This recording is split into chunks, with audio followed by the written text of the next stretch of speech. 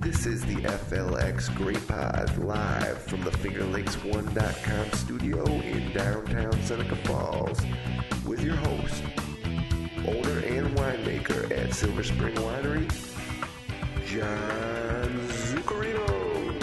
Hello, and welcome to FLX Grape Pod show, the first show that we're going to be one of many. Hopefully it'll be every couple weeks. I look at my schedule here. Maybe the next show would be a good target date of May 31st on a Thursday. I'd like to do it on Tuesdays, but 2 weeks from now I have a lady I have to take to the vet, a 13-year-old Chihuahua, a winery dog. As you enter into the wineries, you'll see wineries that have a lot of dogs, and little Takini has to go to the vet. My name is John Zuccarino, owner and winemaker of Silver Springs Winery on the east side of Seneca Lake, about 5 miles north of Watkins Glen. Tonight, presenting as a co-host, I have Tiffany Collinsworth, and why don't you say hello? Hi. And you are not a stranger to the airwaves, so No. If I'm not mistaken, you are also radio voice, maybe a co-host of K101.7. K1017, K1045. We're the K Morning Crew from 5:30 to 10 on weekdays. My co-host, Paul Small. All right, Yeah. 5:30? Was that a.m.? In the morning, bright-eyed and early. Oh, my. So I go to bed at 8, usually at night. Well, you do what you have to do. Exactly. And that's usually what needs to be done. Yes. But and I also have a show here. oh, that's right. Fun. You have the FLX Weekend Show Monday at 1 p.m. and Thursday at 1 p.m. Yes. We have Finger Lakes this week and Finger Lakes this weekend. It's pretty much goes over what's going on during your work week, weather-wise, sports-wise. We like to keep it local, especially. Okay. Local is very important. And then the Finger Lakes weekend, of course, it's going on. I think that's a bigger show just because it tells you what's going on in the weekend. And tells you people everybody where they want to go, where they need to plug Yeah. into, what activities and what you can do. what you can do. Around and the area, yeah. The Finger Lakes has become, everyone knows, is a playground of 1/3 of the population in the United States. Definitely. You can just jump in their car, drive 4, 5, 6 hours, and you're in the Finger Lake region. Mm-hmm. And we have, besides the wineries, which I'm a part of, the viticulture aspect, we have skiing, we have boating. Boating is huge, especially with the season coming up here. A lot of people are already in the water. Yes, they are. And we had a warm March, Mm-hmm. so a lot of my customers came up and snuck a good weekend or two in. So they've already had some bonus weekends thrown at them. Yes.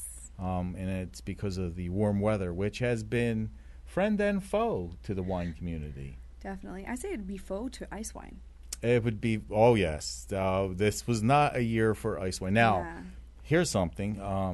If you like ice wines, now I know like Casa Largo, they did an ice wine, and some of the other wineries, a true ice wine. Yes, which, true ice wines. well, it needs to be. Because that's a problem lately. Yeah, well, we need to define that. So, because there is some South American, or most importantly, Chinese wines. Yeah, there was a bill that came out recently about that. And there needs to be a bill to protect it, because if you freeze the grapes and you throw them in freezers and then crush, you get something like ice wine. But not exactly. But you can't call it ice wine. It's not true ice wine. It's not I true agree. ice wine. And if you use a spectrometer, you can catch them.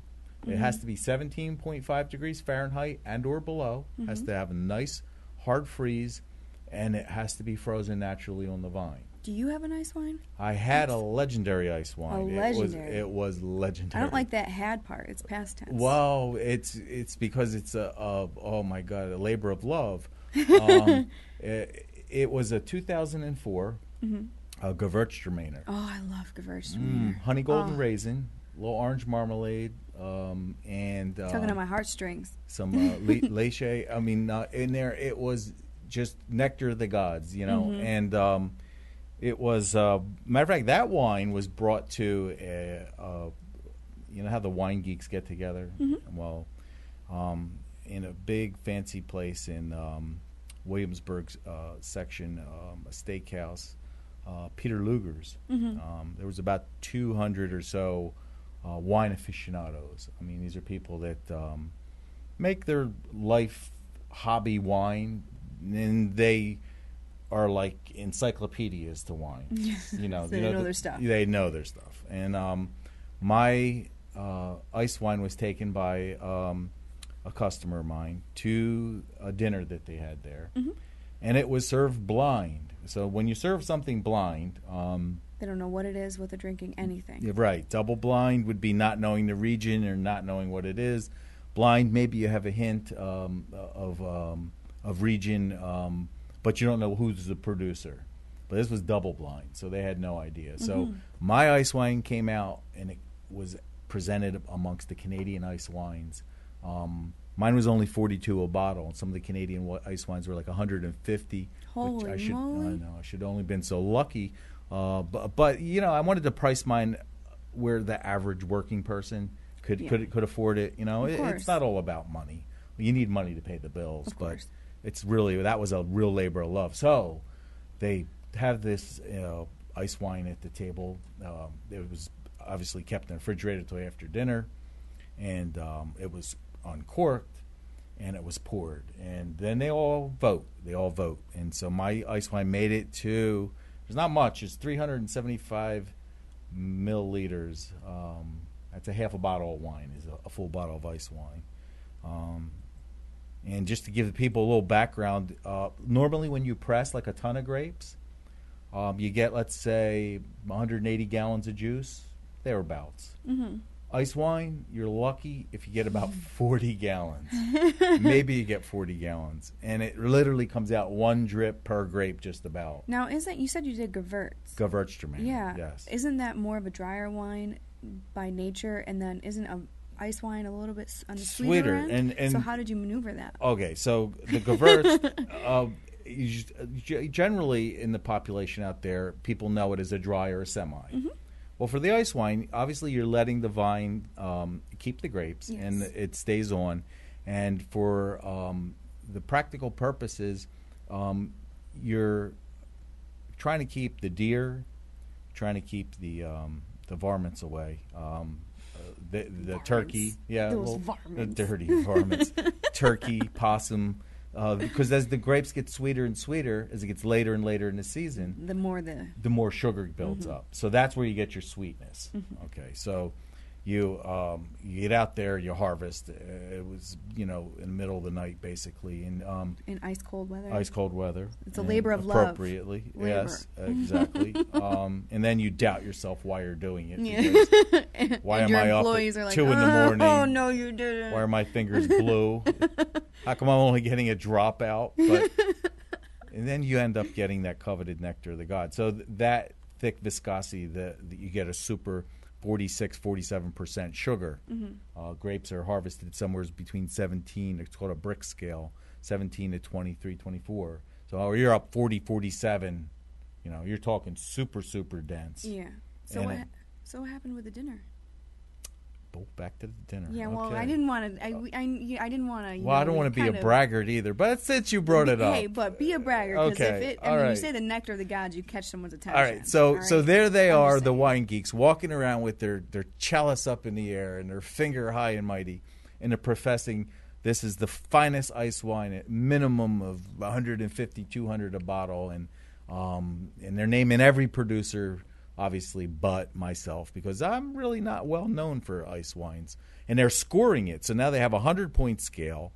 And the 100-point scale is really irrelevant because nothing becomes important until it hits 90 points. Okay, so you want your A student.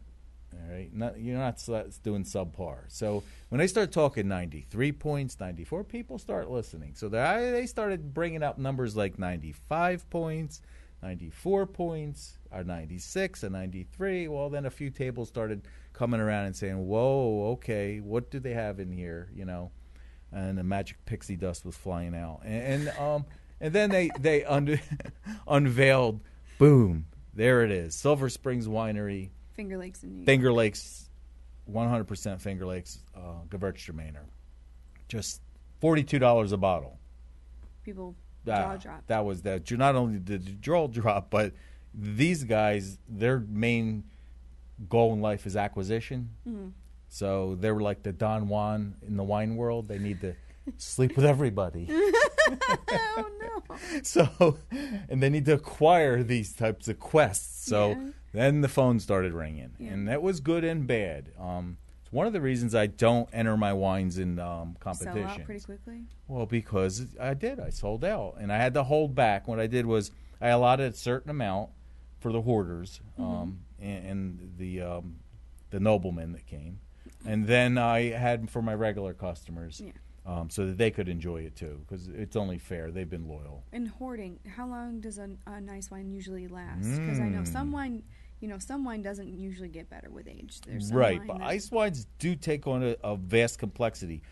Ice wine, because mine in particular had high alcohol. High alcohol generally will give you the ability. High alcohol. Everybody loves that. Yeah, absolutely. It'll generally give you the ability to age wine a little bit longer. Mm-hmm. High residual sugar gives you an additional blanket of longevity. Mm-hmm. So ice wines can live for 50, 30, 50 years. Get better. And get better, absolutely. Mm-hmm. They take on, that one would take on like a little bit of caramelization, a little bit of nutty, things would evolve in there, get a little bit more complexity. It would throw off some sediment, which is a naturally occurring byproduct. But, ice wines are very long-lived. Matter of fact, today, I believe I saw a bottle of wine that was a late harvest wine from France. I like late harvest Riesling. From France. And it was similar to a sherry, but it wasn't a fortified wine. 1777, the bottle. Went to auction, and I believe we're looking at $46,000 for a bottle of wine. And somebody paid it, and I ain't drinking a $46,000 bottle. $46,000 bottle of wine. That's God a bless down them. Payment on a house. It's a down payment on something. That's for sure. Holy cannoli! Yeah, I would say you could buy a few cannolis with that. The best cannolis I've ever had in my life are out of Boston. I love cannolis. Pat's in Boston, and there's a place across Modern. And now you're making me hungry. Well, and then take the cannoli, all right, and then now you take your ice wine. Oh, that would be phenomenal. Oh my, a marriage. He's killing me. A little cheesecake, maybe a little cannoli, and an ice wine. And some guys like to finish it off with a nice cigar. It just depends what you're looking for. Nothing better than a nice cigar. A good cigar. Nice cigar. All right, I'm just looking. No thanks. Yeah, 1774 vintage, $49,000. Holy crap! Yeah, I reported on that. It was well, somebody had the money, and it's not every day you run into a vintage, from 1774. What happens when you drink it and you're like, that wasn't worth $49,000? Apparently, this one was. What had happened was this one came with a reputation. Some wine geeks and some real experts had tasted a similar bottle from the same lot, and it was had a nutty taste to it, a little bit of a sherry backbone, and spicy, and it was very good. They said. Was it $49,000 worth good? Don't know. Can you imagine how much it took to make that bottle? The profit margin on that is? But you're long dead. That poor vintner. Well, this is the beauty of it. Now we get into the romance. Mm-hmm. So now you pop the cork, and that first aroma comes. We got to talk about that really fast because now some of these wineries are doing these twist tops, and that is taking away so much from wines. I think personally, it's like easy access, no easy. So access. You like the screw, basically? I like the screw. No, you don't like the screw, or you like do the like screw. You do. I like it. I like to have the cork, and then the fake corks. Those drive me nuts too. All right. Well, we have the two. We have the screw tops on. And this brings me to why I did both of these on the. Closures on a Riesling. So I made a Riesling, and it was 2010. I had always acted as a consultant in the and made Riesling for other producers. Never produced one for myself. And then I decided, do I cork or screw? And I said, screw it. Let's do both. So I put my cork, because I'm a firm believer in cork. I love the cork. The cork. corks. Okay, I love the cork. You gotta work for your. But I put some on screw cap, and I did a little experiment to see. I am getting resistance from the public on the screw cap. Some of the people, they don't want a screw. They want a cork, which is fine. The big thing, the reason why people have switched over a little bit is because what happened, the cork industry was really lazy for many years. Well, they were dirty. They were despicable. They smelled like smelly socks. They were corked. Dirty underwear, dirty socks is not flying, right? No, all right. You open a bottle, it's like great image right now. Uncle Joe's toes not working. No. Well, this is what happened with corks. So about 5 to 7% of the corks were defective. So imagine.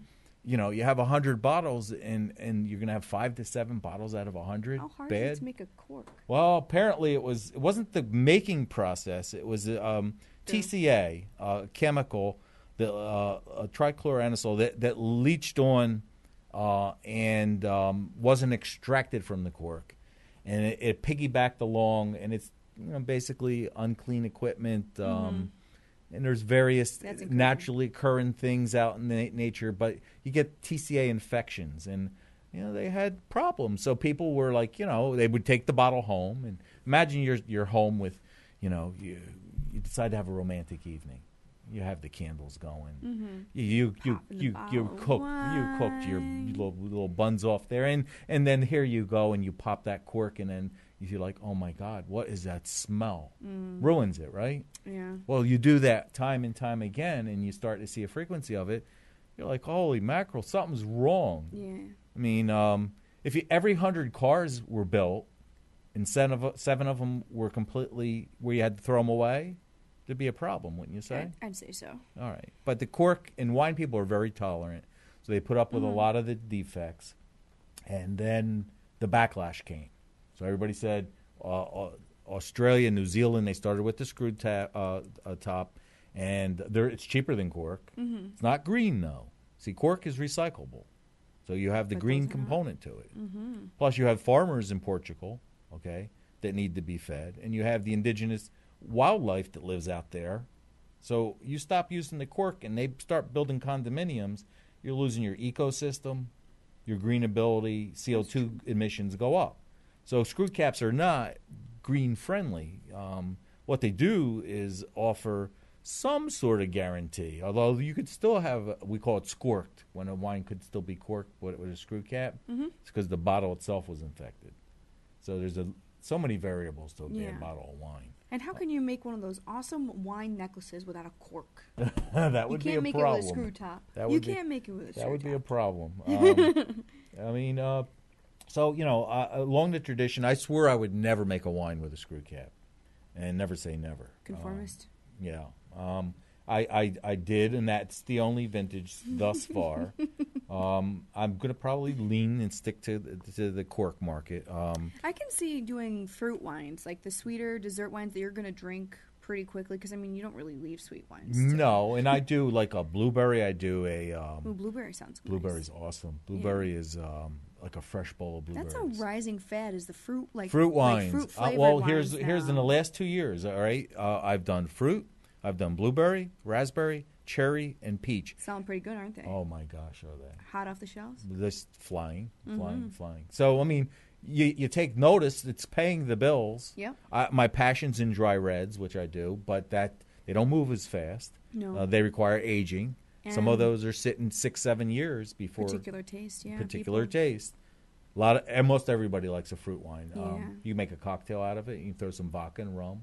Yeah, like limoncello and a nice fruit wine. Oh, that's wonderful. You can make a nice lemontini. Ooh, perfect. And that's what they're looking for. They like to rock out, and they're very food friendly also.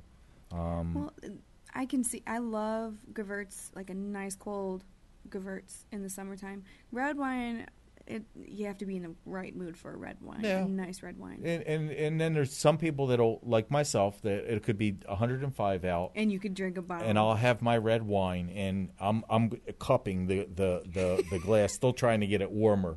I just find that the warm liquid gives you transparency.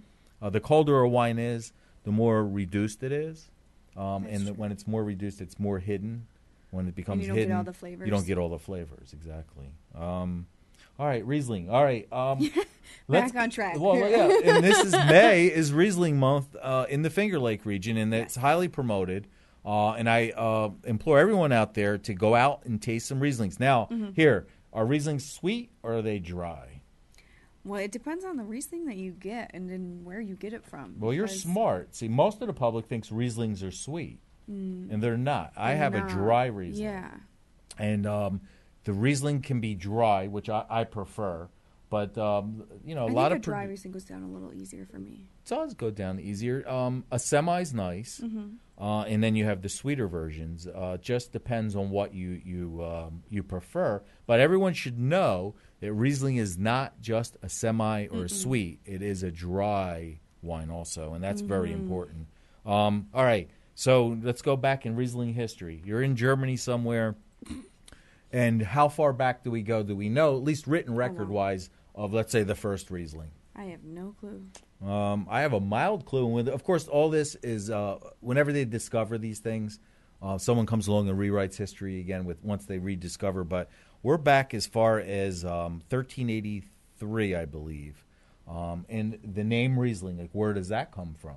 They think 1383. 1383. There's a record, an invoice with Riesling written down.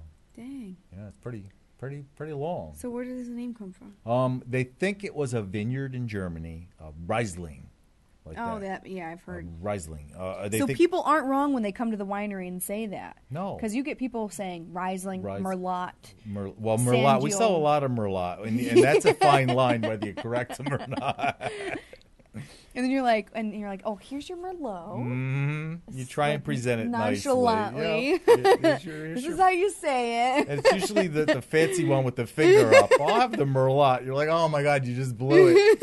You'd be better off keeping your mouth quiet. But actually, if we go back to like 1348, there's a map, and I think they did find the Riesling, as it was written on the map. One vineyard, and so I think the name started coming off of that, and maybe it was a village even. We'll have to talk to our corresponding reporter from that era. Sounds good. Get back to us. Okay, so they do have an archive of older Rieslings too. The oldest Riesling that I know of is in a town in Bremen, Germany. Still in the bottle. Still in the bottle. Wow. It's 1653. What do you think that's worth? Oh, my goodness. I wouldn't even want to speculate. Maybe $100,000. Riesling, I don't know, has a good following. Some well-heeled enthusiasts.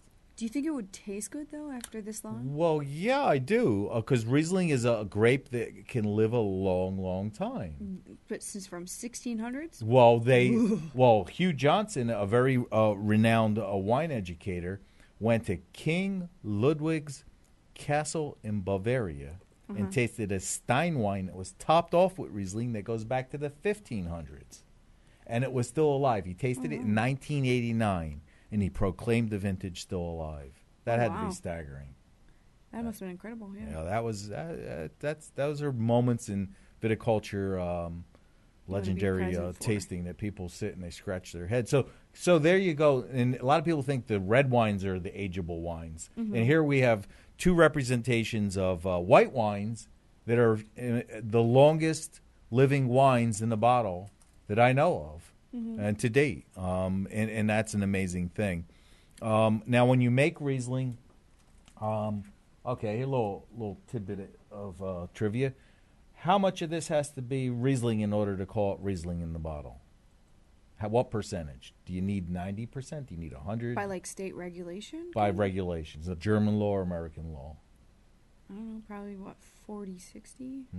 75, no, 85%. Oh. So it's got to be 85% Riesling. I was going lower because I thought maybe anybody could make a Riesling. Well, and it kind of like reminds me of the milkman producer stretching his milk, adding water. But what they do is there's two things you can do to Riesling. You can add 15% of another grape, maybe Cayuga White. Matter of fact, one of the Governor's Cup secret formula, I won't out the producer, was 85% Riesling, 15% Cayuga White, and it went on to win the Governor's Cup, which is a coveted award Swedish Shell has won the Governor's Cup quite a few years. Oh yeah, it's a good producer, absolutely.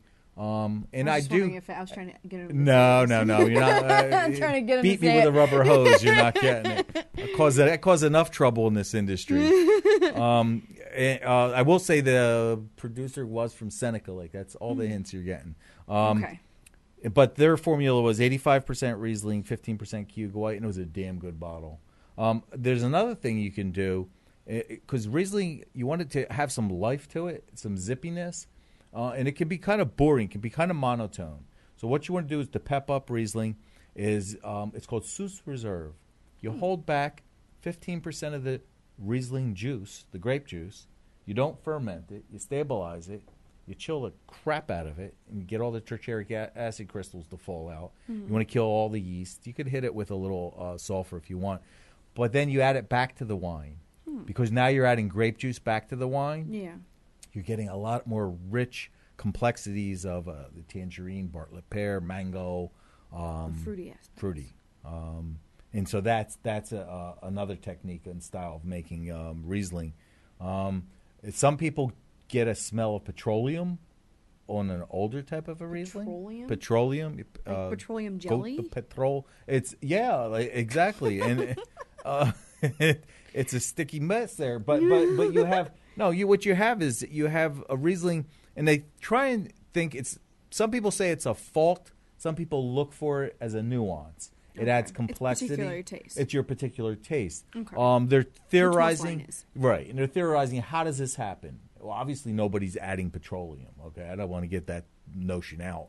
TDN's the specific chemical, and it's got some long name, which I'm not even going to bother. It's irrelevant. So toss it. That's it. TDN. That's all you need to know. That's the chemical. You're going to get petroleum, and you're going to get it if the vines are maybe stressed with water. If you had to irrigate, if the vine struggled during a season, if you overcropped, or if the grapes had sunburn, if they had just had too much sun. So these are the things they're theorizing brings out those notes, and nobody knows really for sure. And then you'll probably have about 50 other theorists out there thinking it to be everything from the sweat of the winemaker to the vat itself. So there's speculation even in wine. Absolutely, there's speculation. Not just UFOs. No, oh my goodness. Now, speaking of UFOs, it wasn't but a year or two ago, and off of one of the prominent vineyards, there was a picture of the vineyard and a UFO right over Seneca. It was not like a spaceship that I know of. It was a bright light that was up over there, shaped like an orb. It was unidentifiable, but maybe the aliens like Riesling. Unidentified flying object. Little did you know when you tuned into the Finger Lakes podcast. Right, you'd be talking about UFOs. Oh my goodness!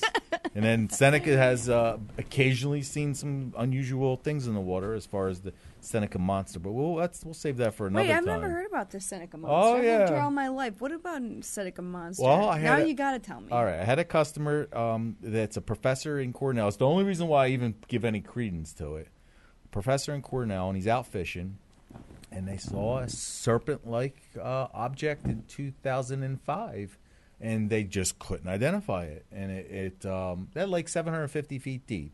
It wasn't like a sturgeon or anything, was it? No, those get pretty big. He was pretty good into natural sciences. With 750 feet deep. So I'm pretty sure you could tell a sturgeon from I'm pretty sure he might be able to. The Loch Ness monster or something. and we'll have an open mind. Yeah. I mean, because who knows, what could be underneath there. What could be underneath there, 750 feet deep. Agreed. You got, let's see, you have sea level at 450 feet. And this causes us to have a unique microclimate. So like the east side of Seneca Lake is called the Banana Belt. And the reason for that is because of that microclimate I talked about. So the geotherms heat that water up, 450 feet of sea level. The geotherms below there, 750 feet, constantly warming. And you get about a 10 degrees buffer. So the east side versus the west side, where it becomes important is a longer growing degree days, longer season. But when you have frosts and in the spring and in the fall, they're more tempered because that wind will blow there and temper. That makes sense. Yeah, it does. And that's why grapes like to see water. Grapes are notorious They love to see water. So that's why it works so well in the Finger Lakes then. It works well. And people go to me, why the Finger Lakes? Well, it's because the 11 deep glaciered lakes, of which we have 3, which are very conducive to viticulture, specifically because of how deep they are and the geothermal microclimates that are produced. Those microclimates make a nice warm blanketed air that comes in tempers and allows the grapes to grow. And also the soil's not really fertile. Grapes don't like real fertile soil. So it could be like a dead soil and dead. It could be not dead. I know what you're saying, but you're not going to grow tomatoes or corn on it. Yeah. No, exactly. They like rocky. They like maybe a grade 67 or 65. Believe it or not, soils have grades too, different grades. There's so much to think I know. About. There's a lot with that aspect. In the Finger Lakes, how many acres would you say there are of Riesling planted? Here's a trivia question. Wow. All right, here, I'll tell you the world first. I don't even know. Well, I'm going to blindside you, so I'm going to hit you with the and Tiffany, you're great because you bring a fresh perspective. So a lot of times I'll ask you questions, and it's that fresh perspective. I'm not necessarily looking for the answer, but I'm looking to see what the general public knows about this. So there's roughly about 130 acres of Riesling grapes planted in the world that they know about. 130,000. It's pretty significant. Germany has about 50,000 or so. So that's a good percentage. France is about, I think about 20% of that. I think France is, I just learned something right now off my notes. France, 8,300 acres. How many acres do Finger Lakes have more than that? How many acres does the Finger Lakes have? Well, you say 130,000. You got Germany. And we're a France. new region, so Yes. understand we're a new region still. I mean, we're emerging, and Germany we and just France. don't do Riesling in the Finger Lakes. No. So for people to watch, Quite this a show's bit of focused stuff. on Riesling, but we do aromatic, dry red, and white wines, just Of to course, be clear. all across the board. All across the board. Then you got to think of like the big prominent areas like California, the Napa Valley. Well, and mostly Oregon, and Oregon. If somebody's from Oregon, they're going to gong me in the head for saying gong. It's Oregon, like the Oregon. That's the natives say, Oregon. If you say Oregon and you're a native, you're getting slapped. And I've been slapped. It's probably, I just flinched That's a because little. you've been here a little bit. Yeah, I know. So You're getting ready for that slap. yeah, I saw you getting ready.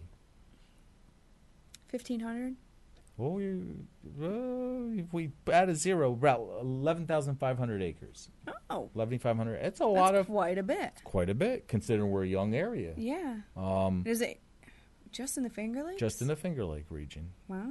So it makes I would us. have thought maybe if you add like Buffalo. No, kind just of Finger area, Lakes. So but that just makes us a viable front runner. producer, a worldwide scale of Riesling, and it's only people are planting more and more. So the area is very conducive, and we keep winning international awards. And the double blind, like we talked about earlier, that boom, there we go, winning an award in Australia, winning here, winning there, over in France, and people are taking notice, and it's because of our terroir, our sense of place, our particular growing season. Well, hold 1 second. I hear something. What time is it? I don't know. Drinking wine? No, it's time. Well, we could do that. But I think before we do that, I think it's the Wine Doctor's segment here. I'm going to put on my Wine Doctor, put my specs and straighten them out. What I did was I had emails floated. See, this show's inspired by my Wine101.tv little podcast. I had 130-odd shows. People would send me questions all the time. So I have email questions. I have 3. All right. So I want to hear from Howard in Buffalo's question. Sure. Let's do it. Howard's important too. All right. So Howard and you Buffalo. are important to us. us. Yes, Howard. We've got your back, and Tiffany's here with me. All right. So Howard wants to know why in his bottle of wine, sometimes he gets white crystals in the bottle. Oh, that's like it's the sugar. It's the close. It could be sugar. Not the sugar. What is it called? I can't think of that word. Tartaric acid? Yes, tartaric acid. Tartaric acid is a bingo. You win. Because superstition at Nap Winery has, like, it's the sweeter wines that generally have that. They'll squeeze out more tartaric acid. Okay, so when you cold stabilize, it's called fall bright. You want the wine to fall clear, and the only way to do it is have the tartaric acid fall out. Red wines, you're obviously not going to see the white crystals floating because it's red, But so people see them, they're like, oh my gosh, is that glass in the bottle? No, I can't drink this. Yeah, the bottle's fine. It's We've tartaric had people acid. return it because they thought it was. If you put it in the freezer, you can produce tartaric acid crystals. You'll probably pop your cork too, but you will squeeze out some. So Howard, drink your wine. You can chew those crystals or not. It's a byproduct of fermentation. Matter of fact, cream of tartar sauce. You ever hear of that? That's exactly what it is. Cream of tartar, tartaric acid, and that's produced a number of ways, but it's a byproduct of fermentation. So Howard, relax. Breathe.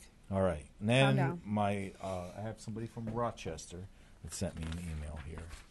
And I hope I get the name right. Shaniqua from Rochester. Okay. And she wants to know, this is a good one, and I have a story with this. Is wine safe in a wine rack?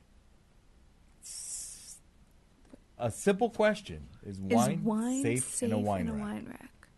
So I wish there was more specific to that. Well, no, but I know where she's getting, because I had a problem with this once. She thinks she bought a wine rack. So you put your bottle in the wine rack, and it's safe in the wine rack.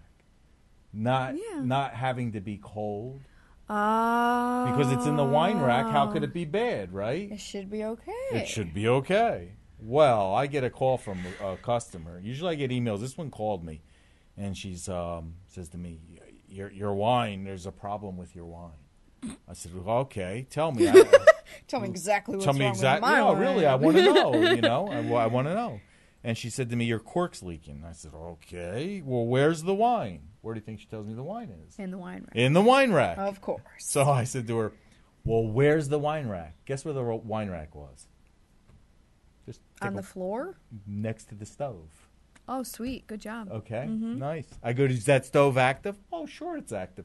So that wine bottle in there gets up to 110 degrees and then comes back down and gets up to 110 degrees and goes back down. Plus grease gets splattered on it. It's temperamental. She said, but it's in the wine rack. I said, you don't understand. The wine rack just is not all-encompassing tome of oh my God, perpetuity where it lives forever. That's got to be cared for. Oh, no. So, Shaniqua, no, your wine is not safe in a wine rack. It's only safe because it won't fall. Get it in someplace cold or a basement. If you don't have a basement, you live in an apartment, put it in a closet out of the sun. That's where the wine rack belongs. Yes, I agree. Whew. All right. And I got somebody from Ithaca. Lexa. Right in our back door. Yeah, Lexa right here. She wants to know if she should be embarrassed because she puts an ice cube in her Merlot. It just... I don't think she should be embarrassed. The wine police aren't going to arrest her. No. There's so many people that do that. There you go. And that's the main thing. If you enjoy an ice cube in your Merlot, by all means go ahead and do it. I got a buddy of mine, that's the only way he drinks his Merlot, with ice, on the rocks. And I'm sitting there heating mine up, and he's sitting there cling, cling, cling, cling. So you're good to go, too. Don't feel bad. Drink your wine and enjoy it. What's the sense in drinking wine if you're not going to enjoy it the way you like it? Right? All right, so that's a segment from the wine doctor there. All right. And then anybody out there who has any questions, you can email us, email me, and contact us. Up on the podcast, there should be contact information. And somehow or another, it'll get to me, and we'll be able to address your concerns. And hopefully we give you some good answers on that. We have a general email, right? contact@fingerlakes1.com. Fingerlakes1.com, general email will work. Yeah. Yeah. All righty. Okay. Yeah, and as long as Jim over here is doing his job, right, a little bit. All yeah, right. you'll get that. I think it'll work. All right, are you ready to wet your lips? Okay. All right, spit or swallow. You can't waste good wine. Spit or swallow. You can't waste good wine. I'm a spitter. I have to. Yeah, I brought my little spit bucket. You spit out good wine. Why? Because I'll taste 100, 150 wines, and I'm used to making my analytical diagnosis of flavors through spitting. I obviously when I drink wine, I'm drinking it, but that hurts. I know, but that so hurts you my heart. do or don't want your little spit bucket. I am not going to spit anything out. All right. All right. Let's and we'll what do we start with, the Riesling? Yeah, we'll do a Riesling. Let's just do this, and I'll leave that one corked, but let's do a dry Riesling that I made, a 2010, which was an exceptional year. Some people say for whites, maybe the best ever. I'm not too sure about the best ever, but surely in the last decade or so. I will very definitely good. be All right. So here, all right. happy to take a glass of wine. you have your wine. You do that ferociously. Yeah, well, it's because I want to get air in there, and the reason why I want to aerate it, but I don't want to kill it. Well, no, you won't kill it, and what I'm trying to do is cause evaporation, which because then you have to understand taste. Mm-hmm. Taste is 75% smell. Mm-hmm. So the only rate in wine's 85%. Wine's only 85% water, and the rest is some alcohol and sugars. So being at wine's alcohol and water, you got to get evaporation. Gotcha. Or the French call it the bouquet. The bouquet. All right, so here, lean forward and hold the stem, and let's get a good chime and give a wine angel its wings. Okay. Right, I didn't know that. A wine angel. A wine angel just got its wings. You got to get a little chime going. And now see, angels getting their drink on. Oh, they're getting a groove on here. Now I wouldn't want to do this and give them one wing because they'll fly in circles. You have to take the glass and you have to hold it by the stem, and you got to hear. So if you're going to do a proper toast together, hold the stem, give them two wings, not one. All right? We don't give the angels up there flying in circles. All right, so first thing we're going to smell the wine. So you tell me the first thing you smell, what comes to your mind? What fruit? Let's talk about a fruit. What fruit comes to your mind? Peachy. All right, so you picked up a little peach. Yeah. And I pick up pear and... Am I wrong when I say peach? I don't know. No. You could smell whatever you smell. No one's going to refute what you smell because that's what you're picking up. Peach is definitely a note of a Riesling. Okay. Now, just because I pick up like a Bartlett pear. A Bartlett pear. He's getting more specific than it, Bartlett right? pear. That ain't fair. He's got professionalism on me. I'm familiar with Bartlett pear and tangerine. I pick up tangerine. I think you have a heads up on it too because you make the wine. That's not fair. Well, I'm You're intimate cheating. with this wine. It's cheating. I kind of. You're intimate. I'm intimate with this wine. Yeah, definitely. Wine and I got a thing going. Should I leave you guys alone? No, you're cool. You can. Okay. We'll have a threesome here. All right. Oh, shit. Oh no. Oh my. All right. So we get a little smell. Yeah. All right, and I pick up those tangerine, Bartlett pear, or peach, which is definitely. And you're supposed to taste it 3 times to get the full amount, right? Bingo. The first sip, tannins bind the saliva. Yes. Second sip, mid-palate wakes up. And the third sip is when the brain goes broadband. So we're looking for broadband activity out there, folks. So it gives you a reason to drink more. Exactly. Why not? All right, let's do this. You ready? Mm-hmm. For me, basically, it's like mouthwash over here. Mm-hmm. And you heard me gurgle a little. Yeah, that's what I said. It's like mouthwash. Leaning forward and pouring air in my mouth. That's my first sip. Is that how you enjoy it every time? Yeah, so I won't even when you're just drinking it. Yeah, pretty you just much. go. Pretty much. I'm chewing or you'll hear the gurgling noise. Absolutely.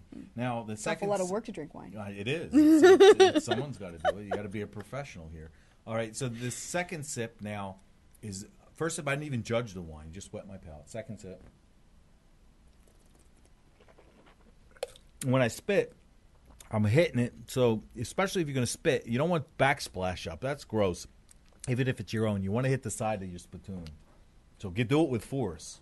Practice at home. So second sip, I'm getting more. Now, where are you at? I'm at my second sip. I'm sticking with you here. Okay. Third sip, now we'll let broadband activity go. Okay. Free flow of information, and you really understand the wine at that point.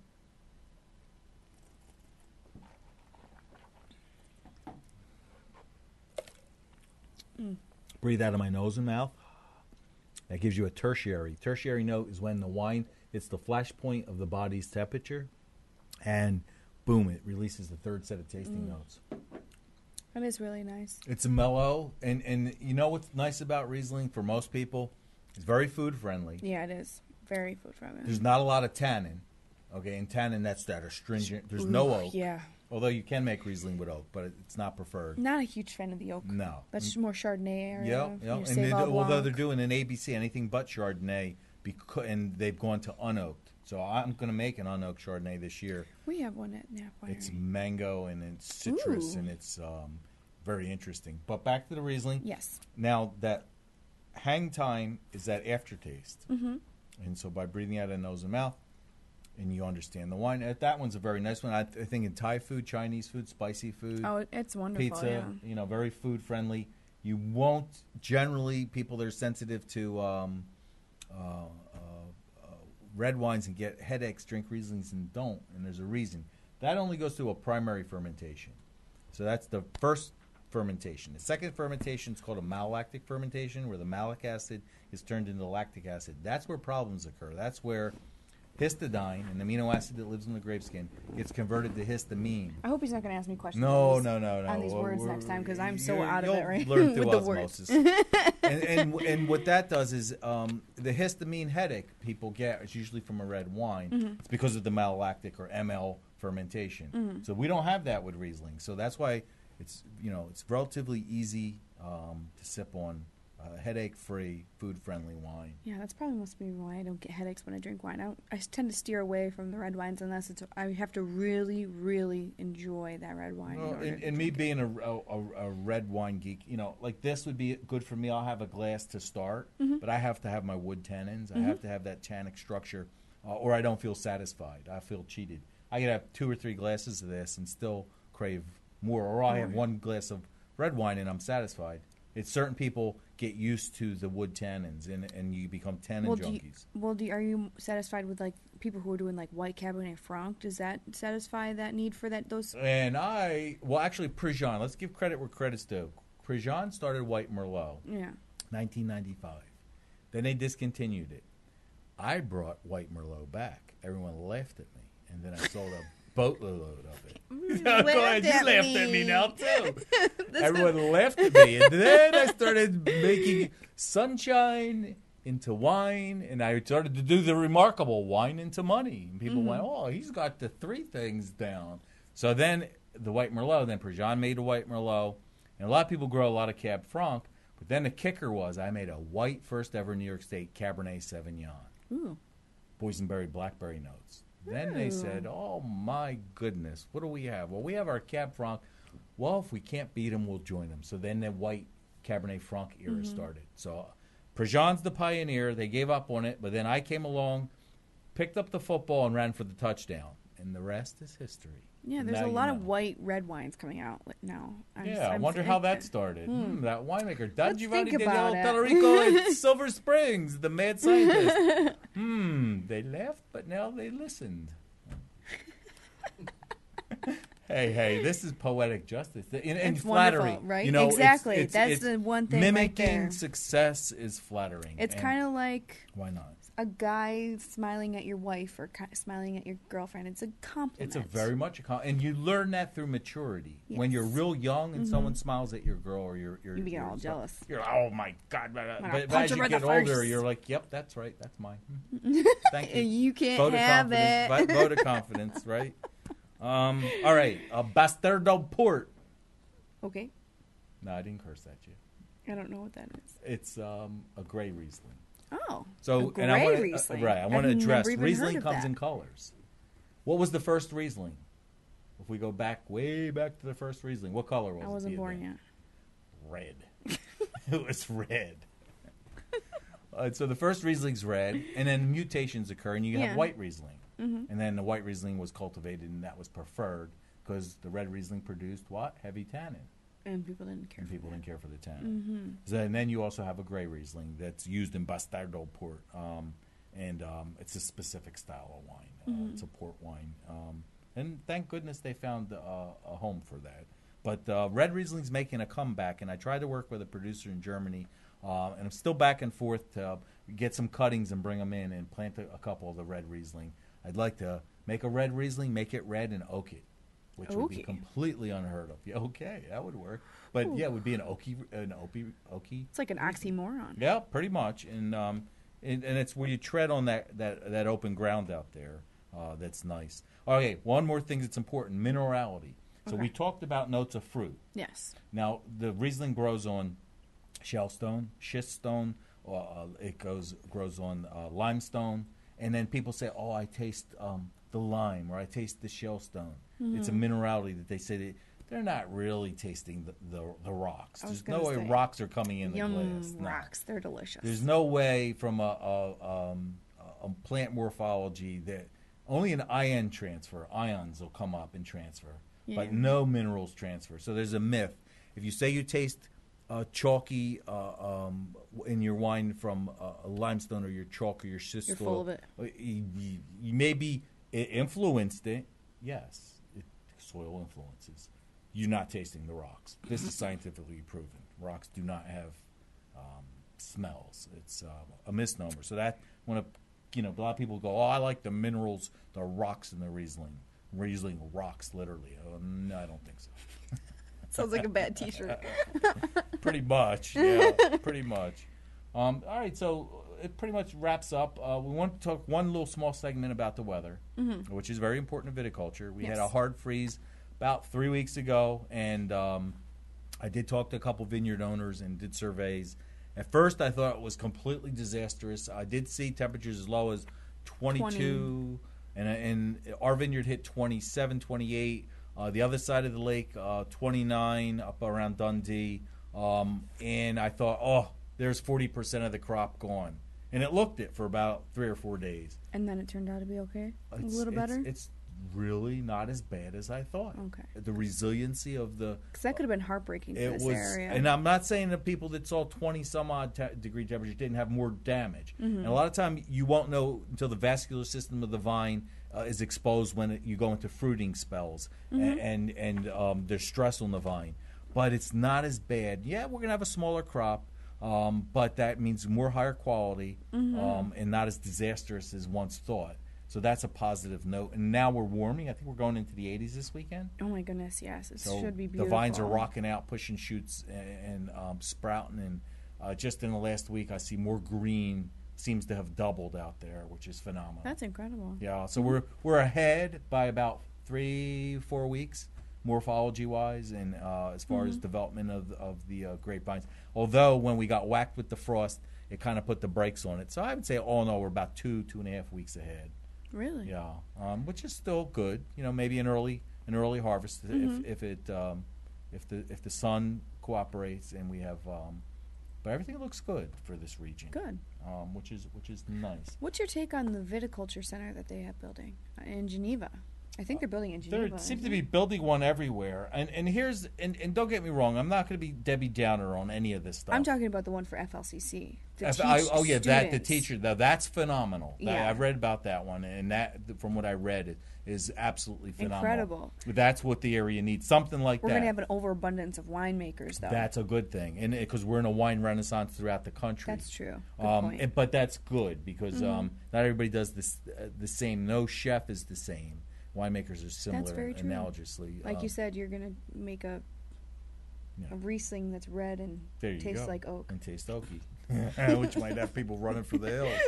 But then they're going to see the genius. Well, hopefully. Hopefully. If stick to the plan. Well, we'll see. The bottom line is the customer votes. You put it in the bottle, you sit, you pour it, and I could tell them a million things about the wine. That the vote of confidence comes when they take their money out and they buy it. That's very true. I mean, when I did white Cabernet Sauvignon, I made a very little amount because I didn't want to gamble big. And then it sold out. Then I went big and, I doubled down and I sold out again. And then I went even bigger and I'm at an equilibrium where I can keep up with the demand for it. It's a tremendous demand. Why doesn't everybody make Cabernet Sauvignon white? Very expensive. The fruit's $2,000 a ton. I'm supplementing. Wow. I know. I'm supplementing my cost and putting out a bottle for $14.80, but it's technically a $20-some-odd bottle of wine because I have tricks that I do with the second pressings and things, which I'm not going to divulge, which gives me a good economic advantage. Okay. Yeah. Well, there's nothing wrong with a good economic advantage. People, you gotta pay the bills. Don't forget, I'm a businessman. Always have been my whole life. I've been born in a winemaking family. Goes back 700 years of winemaking. Long history. A Jersey boy. My grandfather had the wine business in his pocket during all Prohibition in South Jersey as he supplied all of Atlantic City. We ran with the wise guys, but they did good. They did good by us, and it was all business, and a good business at that. And I took what they taught me, and I came up to this region up here, and turning sunlight into wine, but more importantly, wine into money, not to get rich, but to pay the bills and keep your passion alive. That's the key, and that's what we've turned a profit, which was rare for a winery in our first year. Oh, wow. Usually you lose money. But the capital investment was well over $2 million. Holy. Yeah, so I took $2 million and put it into the local economy, vineyards, workers, equipment, things like that. And you look at our think place. about this. That equipment is so expensive. Well, and we use a custom crush facility where we go and rent the equipment, and I go and make the wine there, and I'll crush at other wineries. But the main thing is that when you look at our place, you see this little building. You're like, oh, the guy, he's just put up a hut. It's a $2 billion investment. I'm sorry, I believe in putting my money in my product, not so much the building. Yeah, I agree. But and that's what I could have afforded. It speaks for itself. Well, the bottom line, the wine in the bottle is what counts. Matter of fact, I'll let you have that. It's a screw cap and it's sealed nicely. I'm not going to turn it down. Yeah, I'll let you have that 2010. I'm not going to say no. Why not? Come on now. All right, so for folks out there that want to see Tiffany or hear Tiffany or see Tiffany, check out our show here, the FLX Grape Podcast. That is, we are our first show here, and it's a really very nice meeting you, folks. You won't believe it, but we met like 5 minutes. We met about 5 minutes before the show. She's a very nice young lady. She's very, very plugged in. Sometimes I might get the dark side of her. I don't know. Yeah. But K 101.7, K 104.5. Yep. And you can go to the FingerLakes1.com.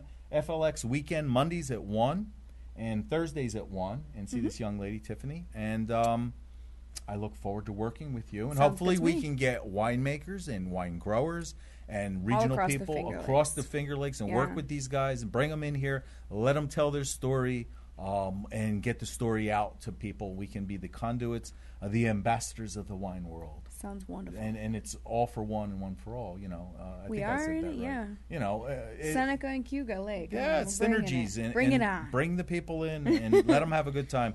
We are in the entertainment business, whether you like it or not. If you're behind a tasting room, and for all the tasting room help that sees this show, please put your best foot forward. Please smile. These people saved all year long to come here for vacation. Let's give them a great experience. Let's give them a happy experience. On that note, there's an employee at NAP. His name is Matt. Okay. They call him the Limerick King. Okay. And he has a rhyme or a song for I every think I've heard the single reports wine of this guy. we have. Yes. It is so wonderful. Yes, I've heard about this. Very entertaining gentleman. Yes, it's just he's an older Italian man. Adds flavor to it. Sweetest People man. love him. Yeah, he can get away with anything. He can say the most invasive thing ever and get away with it because it's just so funny and he's just so endearing. Presented in the right context. Yes, it's presented in the right context. And people want to have a good time. People go to him and wait in line. Give them a little alcohol, they loosen up. Oh yeah, so if you're just loosening up and you just have fun with your customers, just like that. There you go. They go away with an experience, and that's what it is. It's an experience. It's an experience, and that's what they come here for. Yes. And they saved hard all year long, usually, and they're coming here, and we want to welcome them. And we're happy to have all our tourist friends out there watching the show. Hello. Because they pay our bills. They do pay our bills. Right? And my name's John Zuccarino again, the winemaker at Silver Springs Winery on the east side of Seneca Lake, 5 miles north of Watkins Glen. On the Banana Belt, come by and say hello. If you mention the show, I'll autograph your bottle for whatever it's worth. I have an autograph pen, official pen, that writes on bottles, which is important. A customer bought it to me. He wanted me to autograph the ice wine. Oh, back see, to the there ice you wine. go. See how it all ties in? We're all tying it back together. Oh my gosh, we're geniuses. Unbelievable. And so we'll wrap up the show saying cheers, Centana, salute, and enjoy yourself, guys. Peace. Have a good one. Take care.